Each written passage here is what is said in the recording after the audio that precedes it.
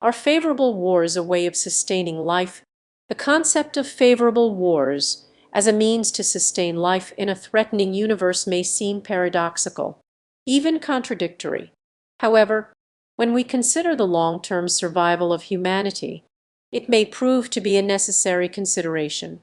For instance, in the Pacific, and more specifically around the island of New Guinea, the history of the indigenous peoples offers a fascinating case study in the sustainability of war as a solution to the survival dilemma.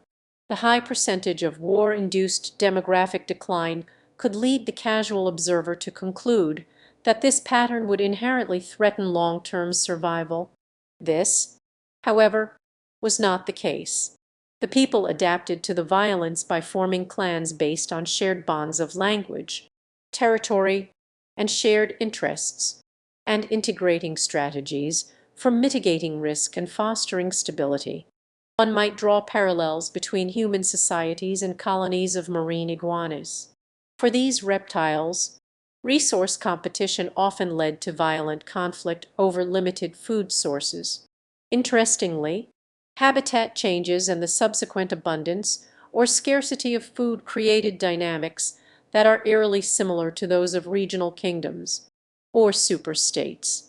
In their case, an adaptation occurred where surviving individuals prioritized avoiding intercolony aggression during periods of scarcity to ensure they wouldn't wipe out all population.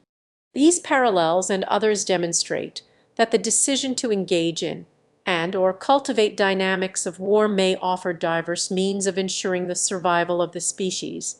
It poses the question whether our tendency to favor short-term gains in resources over stability becomes more valuable given our known inability to find strategic peaceful solutions. Evidence indicates that sustainable or environmentally friendly warfare can potentially offer a path to long-term survival despite the immediate challenges facing human societies.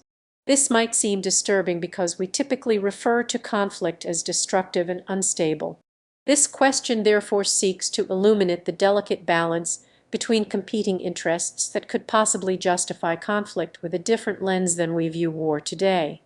Whether or not such situations constitute favorable wars is more a product of circumstance and strategic perspective than any objective measure of the impact of conflict. However, examining the phenomenon forces consideration of our global values as we determine whether war and the competing individual and group self-interest provide a truly self-sustaining solution for humanity. As our planet teeters on the edge of many sustainability challenges with the ability to threaten the lives and prosperity of billions with unforeseen ecological consequences or even a series of smaller regional wars and catastrophes, can we not attribute some measure of strategic usefulness to war, thus forcing us to prioritize competing goals and determine if temporary and local favorable wars might be conducive life-sustaining?